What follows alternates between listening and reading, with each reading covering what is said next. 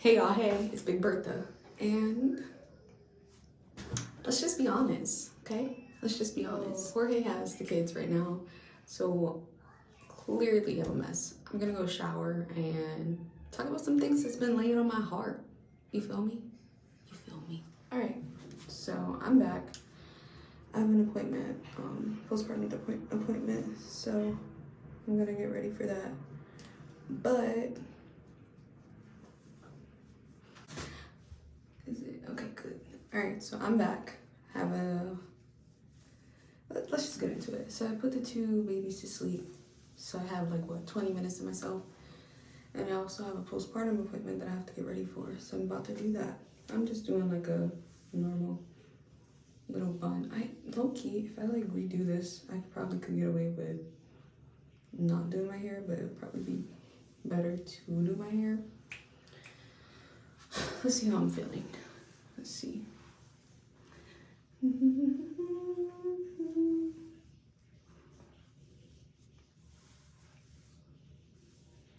I low-key am feeling lazy, which is okay.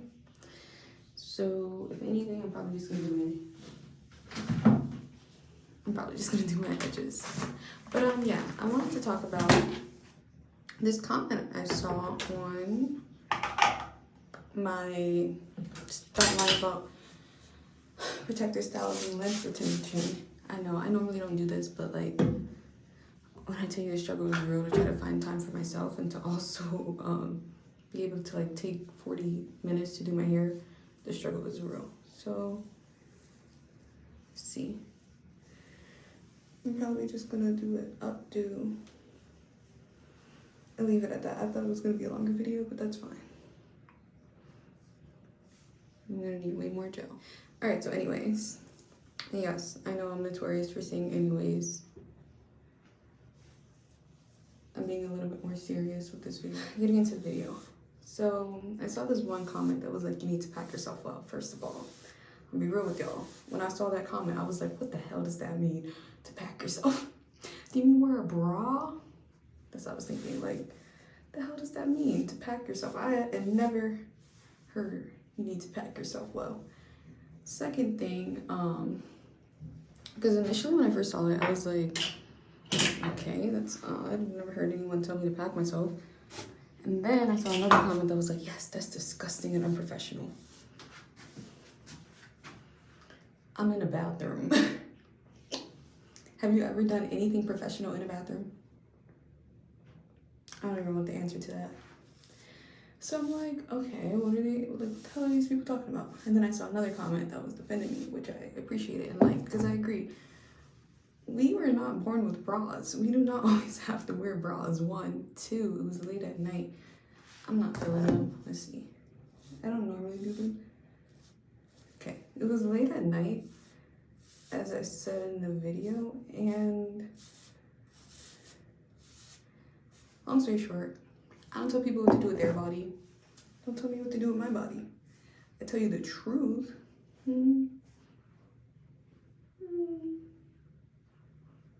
I like it. I'm gonna have to wash my hair soon anyway, but I just don't trust that they're gonna be asleep for long enough. So this will have to do.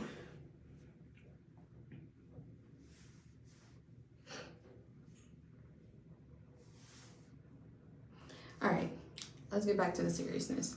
I don't tell people what to do with their body. I hate when people tell me what to do with my body. It's not gonna change what I do, but it still comes down to this is my body that God gave me. You did not give me this body. So don't tell me what to do with my body. You're not God. Second thing is, if you feel some type of way, don't project your insecurities on me. So, the real topic I wanted to talk about, and that probably comes off really harsh, but I wanted to talk about, this is literally good enough for an appointment. I wanted to talk about postpartum depression.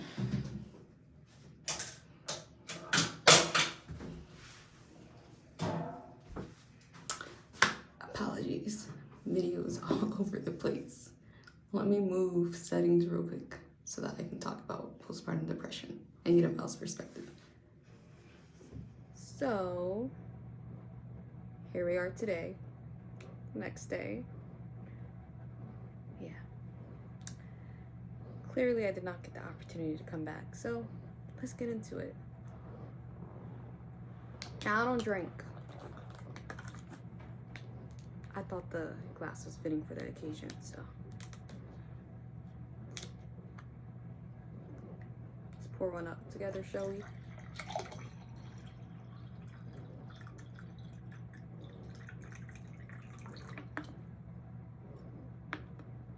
All right, so let's get into some comments I saw in my previous videos.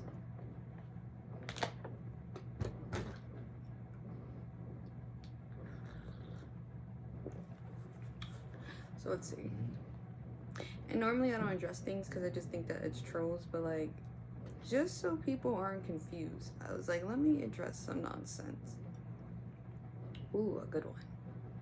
So this one says, and this isn't the first comment I got about being biracial. I get so tired of biracial women doing this. So what's interesting,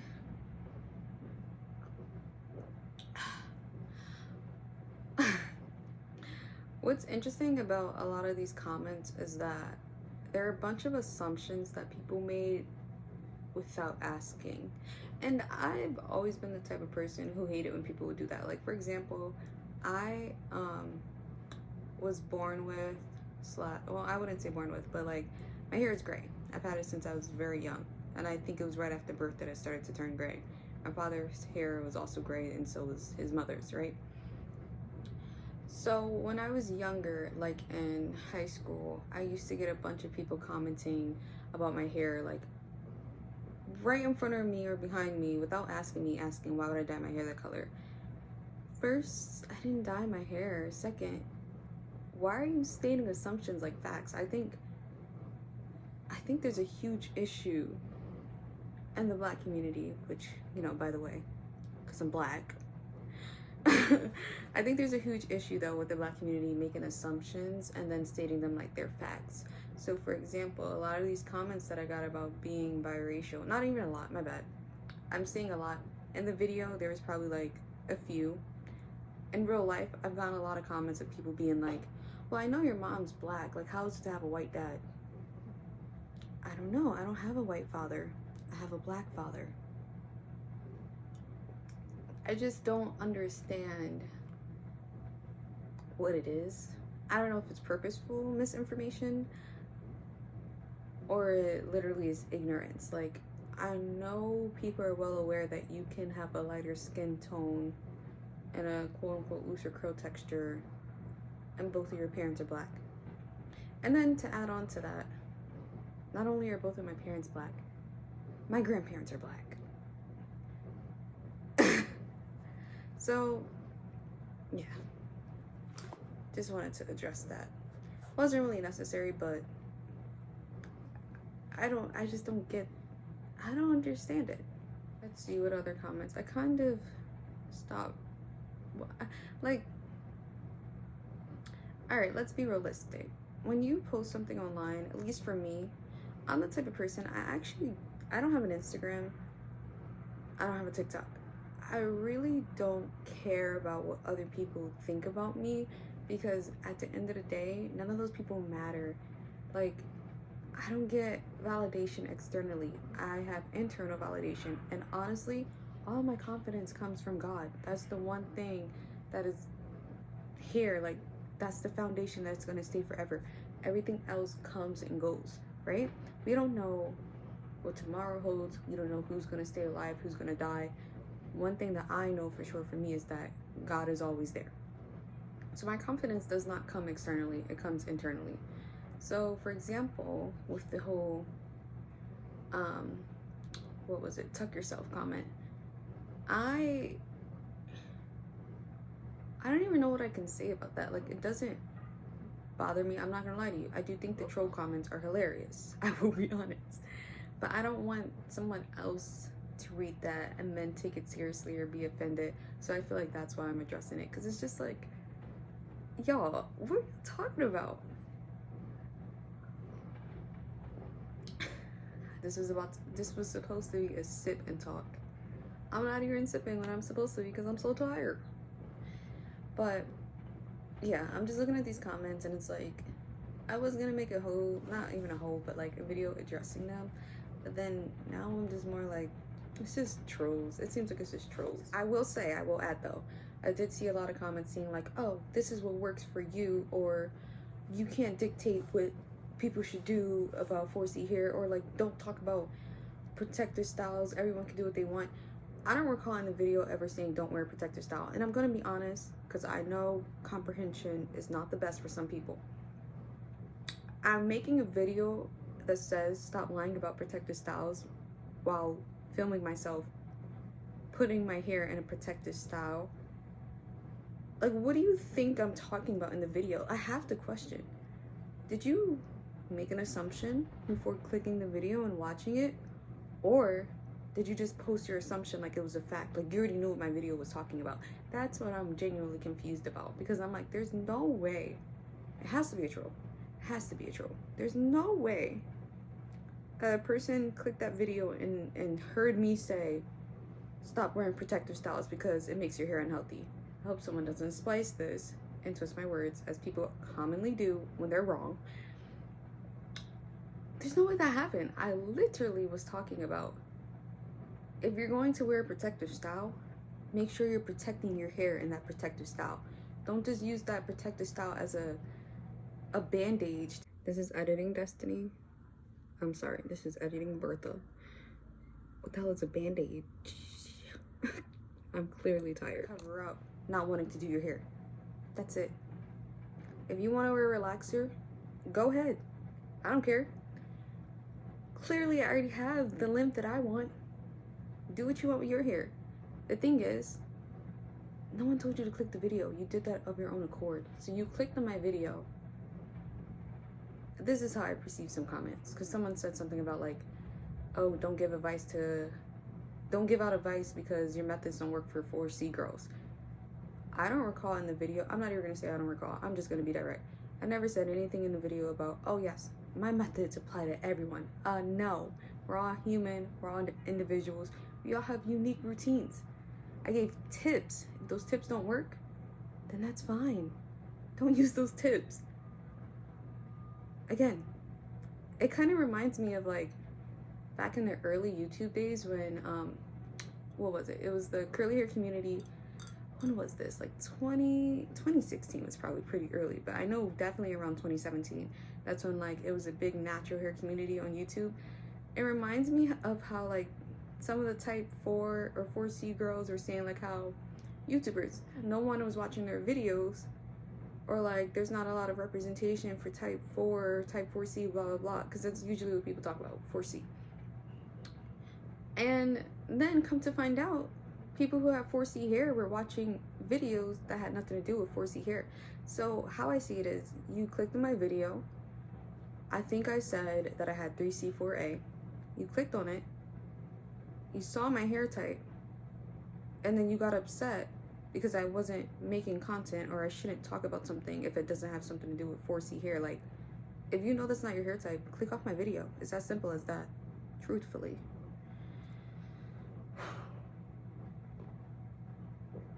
But we shall toast to that and assumptions. Now, moving on to what I actually wanted to talk about. So, I'm just pulling up my notes. So, dealing with postpartum depression and C-section trauma. I don't even know how to start this or get into it, but genuinely, I felt like I should make a video just talking about my experiences, because there could be a chance that someone else experienced the same thing. So when I had my first son, and this is Jack with me right now. I apologize for the snores. I don't even know what to say. It's hard to get into it, but it's also like, you know, you go through experiences in life for a reason, and it genuinely makes you stronger. That's how I see it. So when I had my first son, I went through upwards of 14, maybe 17 hours of labor. I can't even remember, to be honest, because it's like one of those things where I don't really want to think about it. Yeah. And when I tell you guys, like, I tried my hardest to push that boy out. I tried my hardest to push that boy out. Like, I was physically exhausted. I didn't eat. Every time I dilated a centimeter, I would vomit. I don't even know why. They would feed me, like, this is terrible. They fed me like popsicles and chicken broth, and you would have thought that chicken broth was sent from God, because that's how good that chicken broth was. But every time I would dilate, I would vomit it all up. TMI. I probably should have said that beforehand. So,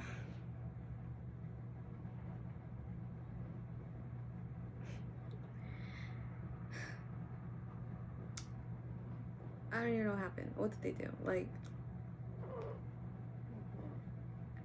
I went to this hospital that was in a predominantly white area, and I do think that's, I can't make those claims publicly, but I do think that's the issue for why I didn't necessarily like have the best experience.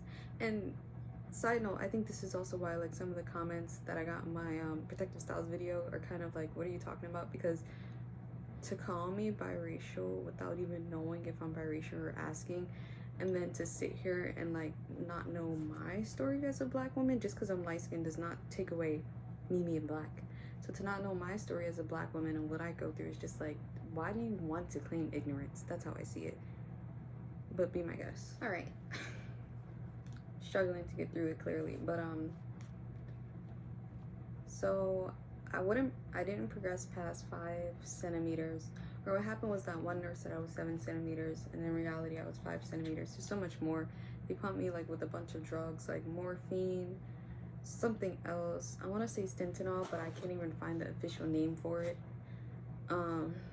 Just a bunch of drugs while I was there. I had Pitocin. What else did I have? Like,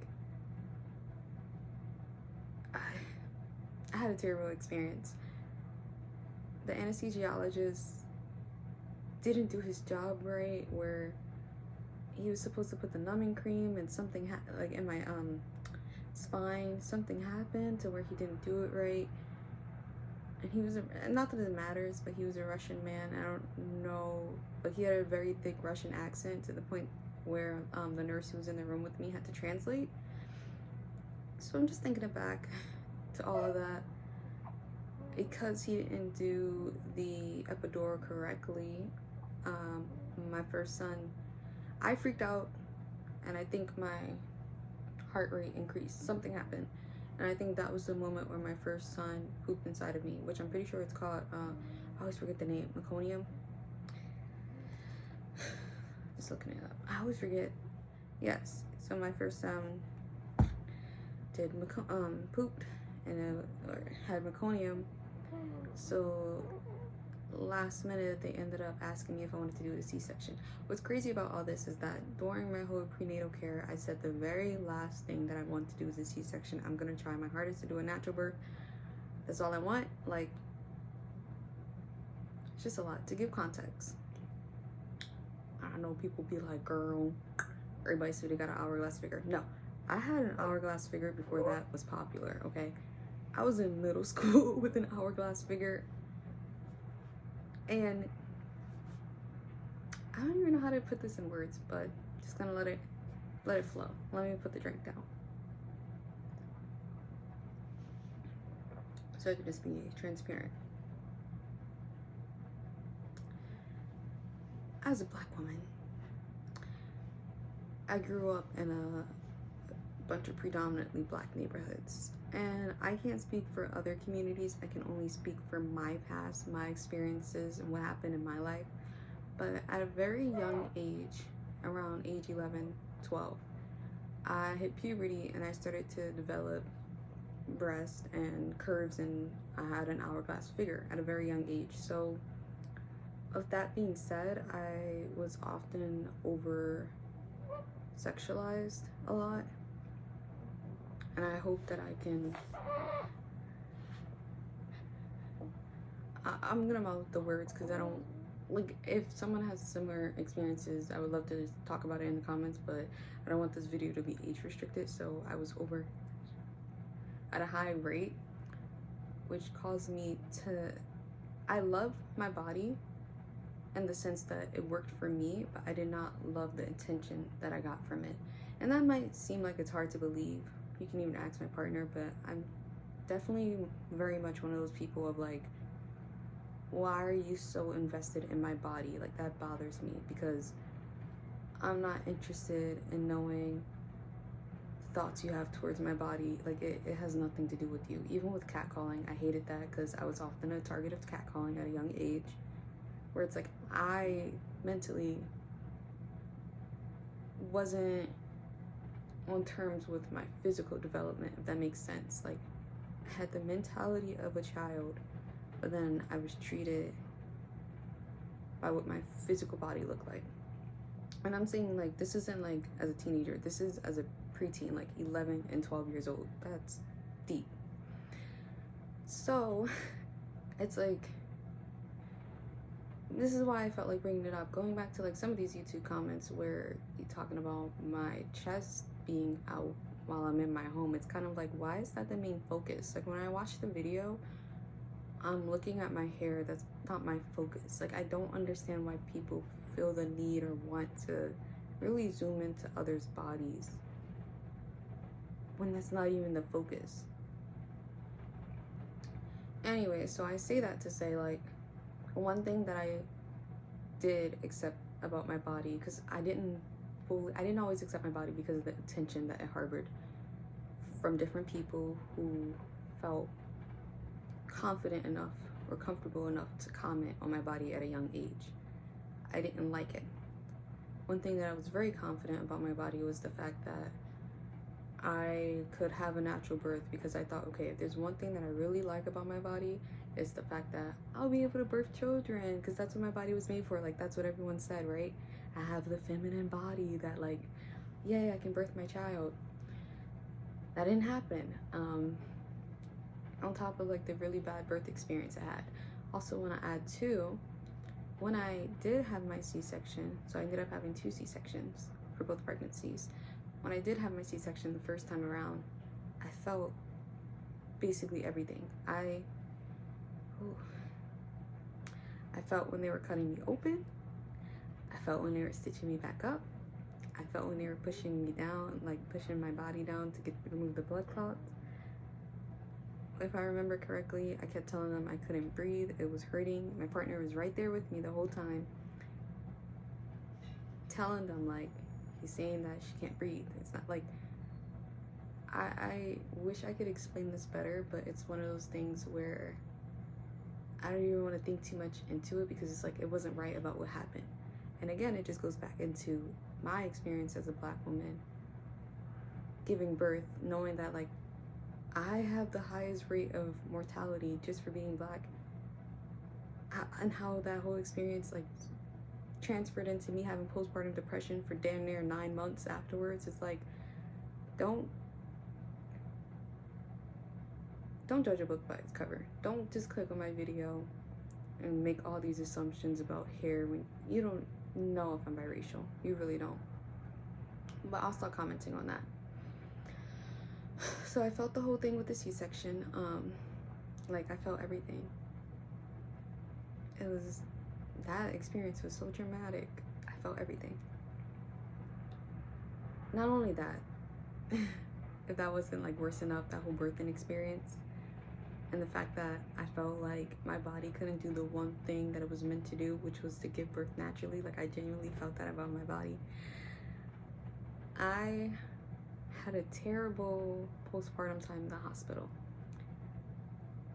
So 2 things. I wanted to be able to give a natural birth in the sense of a vaginal birth. And second, I wanted to be able to breastfeed. Postpartum, I'm already dealing with the fact that I just had this traumatic C-section. I'm a first-time mom, and like, no one tells you what it's like to be a mom. I don't know why. It's one of those things where it seems like you have to figure it out as soon as it happens. In terms of pregnancy and everything, no one tells you about it beforehand. Pre-pregnancy. Let me fix him up. So, I'm not sure why, but my body swells a lot during pregnancy. And that happened my first pregnancy, and it happened with this pregnancy. So during my time in the hospital, when I was trying to breastfeed my son, there were a lot of issues with like my breast being very swollen to where I couldn't breastfeed him. So again, not only could I not have my C-section, I also couldn't breastfeed, and then it just turned into a bunch of different things of damn. The things that I thought my body could at least do other than harbor unwanted attention, I can't do. And that hurt me a lot, because it took me like 2 weeks after my son was born to finally be able to breastfeed. Before, I just had to express milk. He wasn't latching properly. But while we were in the hospital, again, this is a predominantly white institute or neighborhood that the hospital was located at. And it wasn't like I had an option to like go to a different hospital. That's where my school was located. So, and then after that traumatic C-section, like, I don't think I'm describing how traumatic it was. I had to take oxycodone to be able to get out of the bed to go pee. That's how bad it was. And I understand, like, right after a C-section it might be painful to pee. No, I was bedridden in the hospital, and like 2 weeks after my hospital stay. And that was a terrible surgery. Not only did the nurses know that, because they had to give me oxycodone, they pretty much ridiculed me in a way where it's like I couldn't handle the pain. And the best story I can describe is that, hello little baby, what's up? Okay, mommy's almost done. Yeah, I was working hard, like in all of my waking moments I was desperately trying to breastfeed my son. And TMI, my partner would hold my boob, and I would like try to force my son's mouth so that he would breastfeed, right? You would have a nurse come in, rude as hell, and they would say, "You need to feed that baby. He's starving. He's not passing any of his glucose tests." And it's like, ooh, you know how badly I wanted to tell her off and be like, "What do you think I'm doing?" Like, you walk in as I'm breastfeeding and tell me that he's not passing his glucose test. You're not trying to help me with latching him on. You're just coming in and just, you need to do this, you need to do that. That was my experience from my first pregnancy. So not only was I like physically disabled or temporarily disabled, because I was bedridden for like a good like 2 to 3 weeks in excruciating pain, I was ridiculed for not being able to breastfeed. And then I also had insecurities within myself about my own body not being able to do what I thought it was supposed to do as a woman. And I've never had these thoughts before, but it was like during that time I was so sure that yes, I'm gonna give a natural birth, I'm gonna be able to breastfeed, right? So I went through this whole 9 months of depression, postpartum depression. So afterwards, this pregnancy, I healed from that. I can talk about how I healed. Once I wasn't bedridden anymore, I started to go on runs. I started to be in nature a lot. Like, that mentally helped me. I also started to meditate a lot. That helped me too. I talked to my partner a lot about it. Yeah. This pregnancy, I was fearful about having postpartum depression again. So one thing that my partner said to me that stuck with me, Jorge, is that, because we kind of already figured I was gonna have to have another C-section, which I like. That first experience was so traumatic that I didn't want to.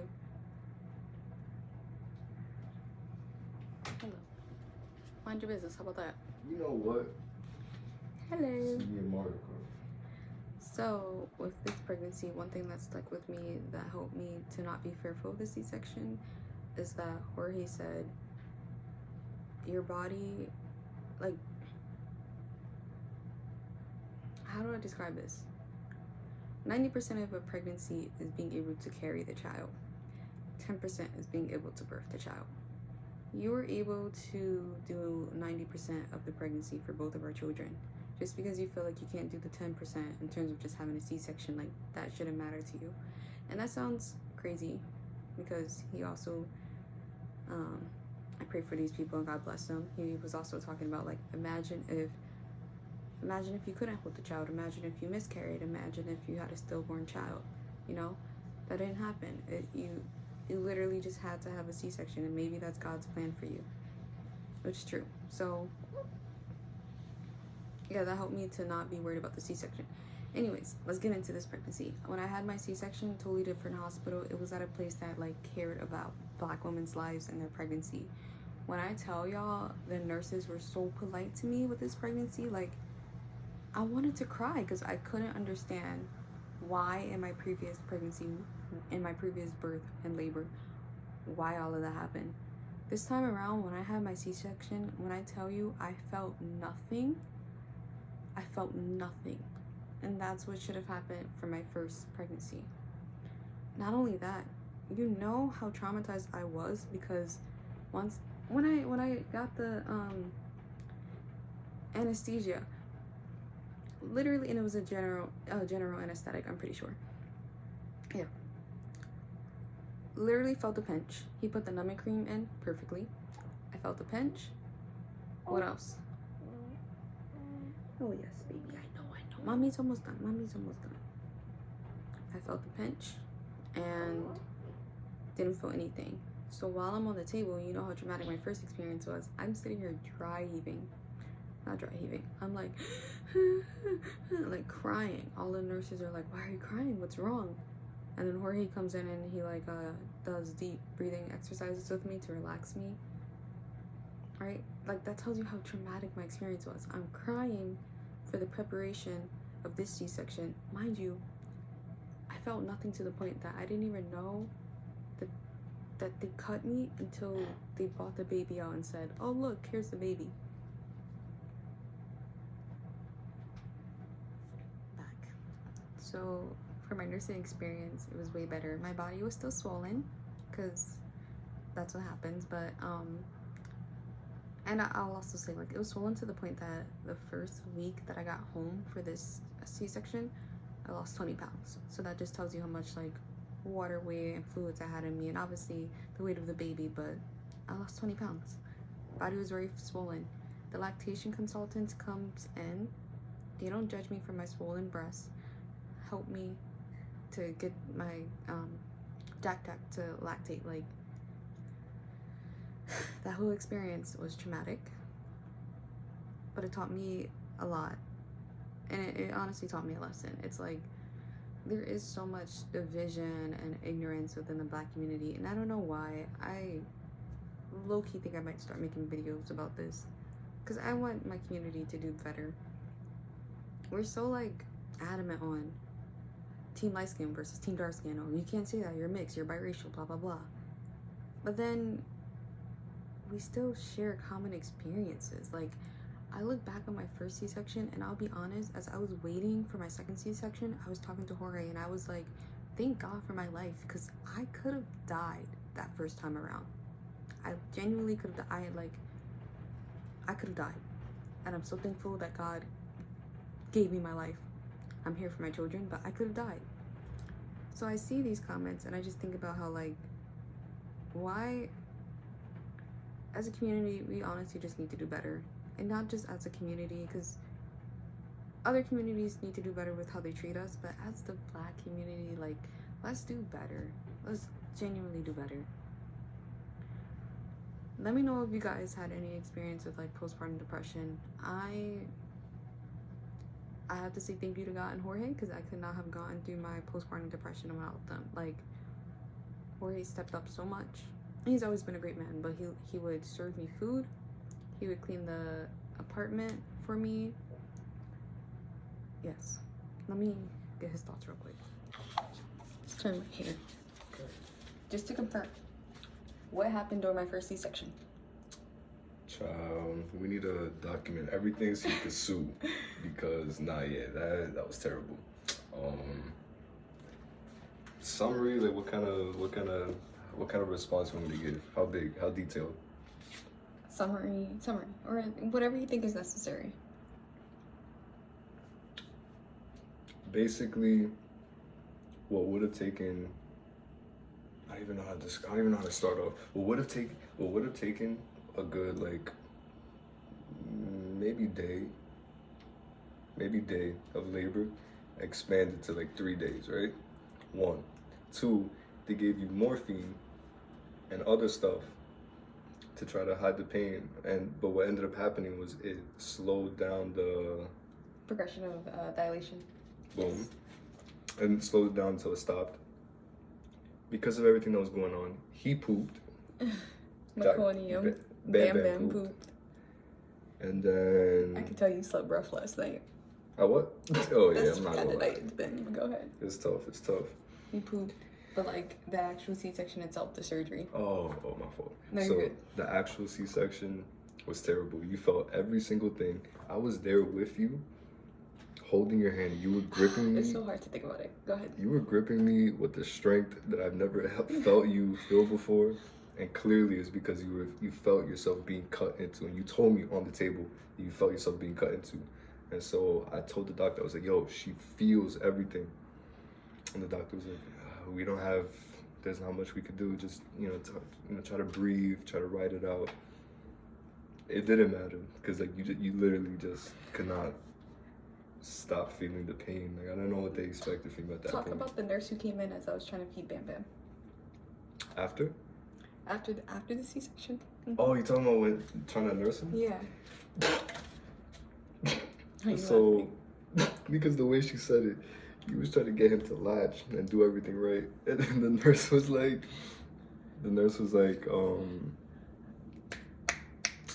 uncurl your toes or something like. No, not that one. The one about he's starving. Starving. Oh, Philly was it was trash. It was trash. But basically, that nurse came in, and she was like, have you fed him? What schedule are you on? When was the last time you fed him? This is that and there. Obviously, we're trying to feed him. And yeah, she was just rude. She was like, we tried feeding him this. He latched a little bit, but he couldn't. He didn't stick. And she was like, well, you need to feed him. And we're like, duh, like, what do you think we're trying to do? What do you think we just told you? She walked in while I just got done trying to get him to latch. Like, yes. Yeah. So now, this is really quick. Talk about this C-section. Perfect, bro. I'm telling you, when you go to New York, feel me? It's the capital of the world. So she got great care. She didn't feel anything. You didn't even feel that they were cutting into you. I know. I didn't know he was out until he was at the table and you're sitting here about to cut the umbilical cord. It's crazy. Yeah. So you didn't even feel that they were. You did cry in the beginning, but that was because you were remembering the previous experience. But then the anesthetician, he was next to you. He was like, "Is everything good?" Like he was checking on me. Yo. Yeah. Bro. Very last thing. What are your thoughts about titties being out in the bathroom? You want to see my thoughts? And as a black man, how do you feel about dating a biracial woman? See, with my dark skin, I'm very used to. Oh, you know what? Can't say that. You can't say that. I gotta cut that part out. I definitely can't say that. No. I mean. How do I feel about you? What? I'll just say this. A big part of why I made this video is because I feel like, how are you gonna tell me as a black woman that I'm biracial? One of the biggest experiences that I felt as a black woman was the fact knowing that I could have died in Philly with that C-section. And now you're gonna sit here and say, like, the biracial, you can't talk about here. Get that out of my comment section. Nothing about anything you've experienced in life has screamed like privilege or biracial. You know what I mean? Like, you've still been treated like a black woman. Even like your black siblings. Literally. Like, or are you saying darker skinned siblings? Well, yeah. Oh, yeah, because they don't know. But yeah, even like you've been treated like your siblings the same way. So, feel me? Yes. You don't deal with that light bright stuff. I'm gonna cut that out, cause you don't deal with that biracial stuff. I'm gonna cut that out too. No, I'm joking. You know what? But thank you for this. All right. I'm only smiling because, like I said, he stood by me throughout that whole like postpartum part, and even the C-sections. He was there supporting me. And tell them the best part. What did you say about 90% of pregnancy and 10%? What? 90%. why I shouldn't cry over the C-section. Oh, literally, pregnancy is the 9-month journey. So you did everything right. The 90% of the journey is literally growing the little thing 1 and thing 2 over there. That's 90% of the journey. The rest of it is getting them out. That's it. That little 10% is getting them out. So it's like, it don't matter if you can't do it vaginally, if you have to do none of that matters, bro. The most important part is that Bam Bam is bamming things. And Jack is jacking things. There we go. All right, we're gonna go. Bye. Long story short, yes, baby cars. In case some people didn't get the message, there's all this divisiveness within the Black community, yet when I had my C-section the first time I went to the hospital, I was still treated like what? A Black woman. So just stop with all the divisiveness. That's it, I'm gonna go. So I cut the video short. Bye.